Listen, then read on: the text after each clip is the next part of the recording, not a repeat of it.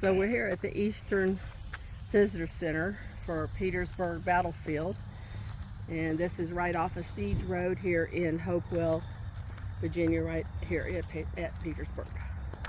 Artillery at Petersburg was a constant threat along the lines of Petersburg. The daily shelling shaped the landscape and was essential to the siege experience. Here's a Union 30-pound Patriot rifle, 6,000-yard range, which is approximately 3.41 miles. And then here's a British 12-pound muzzle-loaded Worth rifle, 8,000-yard range, which is 4.55 miles. Yeah, so it depends on what you want to see. So we're right here. Stop number 1 on the Eastern Front Tour Road is right behind us. If you continue, you just head straight out, follow signs for Park Tour Road. It'll take you on this 4-mile one-way road. Okay. Stop number 8 is the Crater, and stop 5 is Fort Stedman. Okay. Yeah. And then we also have Poplar Grove National Cemetery, Five Forks, and City Point, which are open until 4 p.m. today. Okay. Yeah, I Googled it and it said to start here. That's what it said when I Googled Yeah, that's what it. most people like to do.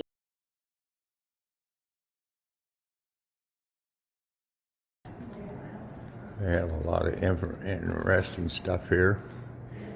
Really nice to be able to look at here in the visitor center.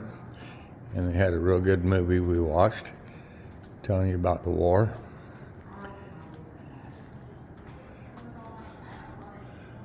No, it's a very interesting and educational place to stop.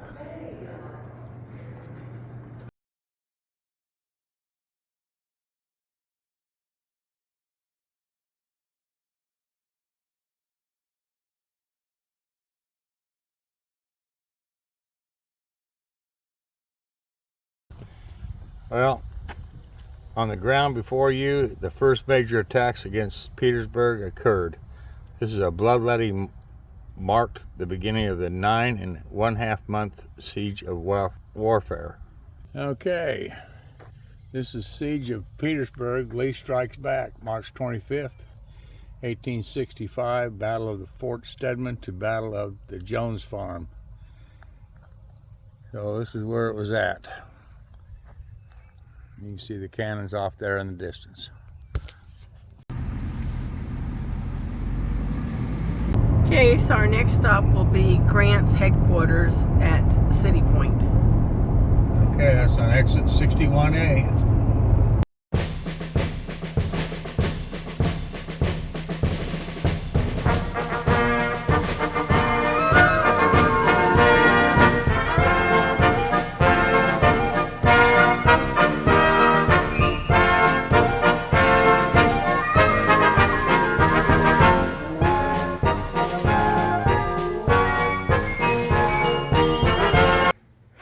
And here's the kitchen for the big house.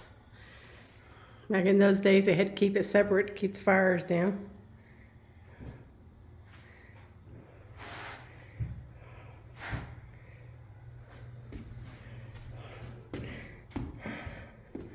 And then laundry.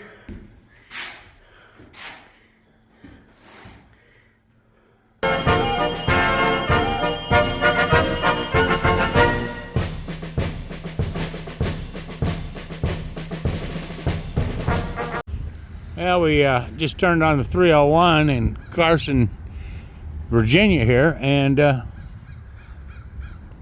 I see that this was, they call this the Carson Depot Library, which I guess maybe it was an old depot at one time, but they've got caboose out here, and I thought, well, I'd take a quick little video of it. And there's the old North Fork and Western caboose.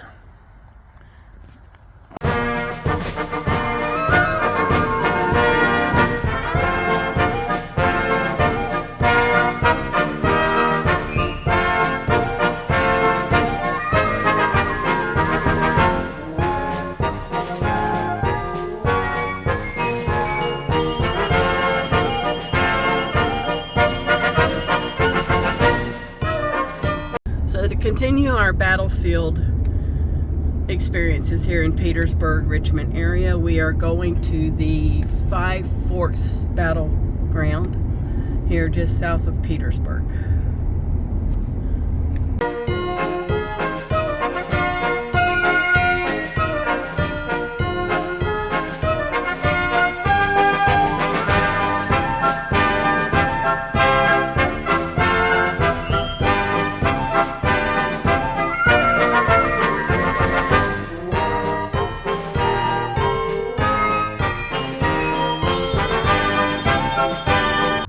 Foretold the fate of the nation in writing on the day of its execution. The crimes of this guilty land will never be purged away but with blood. With the opening shots on Fort Sumter on April 12, 1861, the nation quickly divided, and Pegram enlisted in an artillery battery within days. By New Year's Day, 1861, Crawford and the rest of the Union troops were holed up inside the fort. From here, he wrote to his family, I never knew how much I love my country until now. When the tiny garrison was forced to capitulate on Sunday, April 14th, he was the last Union officer to leave Fort Sumter. 4 years later, these two men, Pegram and Crawford, found themselves at Five Forks, a crossroads that had become the linchpin of the Confederate capital. For Crawford, Union victory here would begin the restoration of honor to the flag that he saw removed from Fort Sumter. For Pegram, Confederate victory meant the continuation of God's will. When General Ulysses S. Grant took command of federal forces in the spring of 1864, one of his main objectives was to destroy General Robert E. Lee's Army of Northern Virginia. The armies fought their way southward through Virginia for 6 weeks, ending at Cole Harbor, just east of the Confederate capital of Richmond. When Grant launched his initial attack on Petersburg in mid-June 1864, the city did not fall, and soon it and the surrounding countryside became a battleground for the next 9.5 months. With Grant's victory at the siege, the armies left the trenches of Petersburg and continued fighting until Lee surrendered at Appomattox Courthouse, Virginia on April 9th. Among the victorious officers was General Crawford, but he was ordered to leave before the final Southern flag was furled.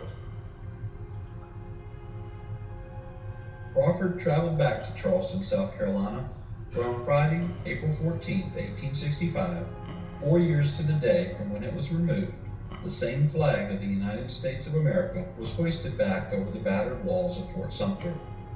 One of the speakers summed up the state of the nation that day: no more disunion, no more secession, and no more slavery.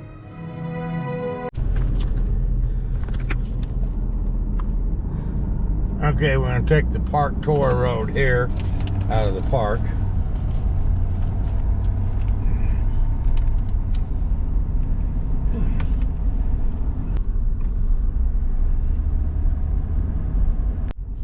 You know, they got a nice road through here, and think with everything marked what you can look at.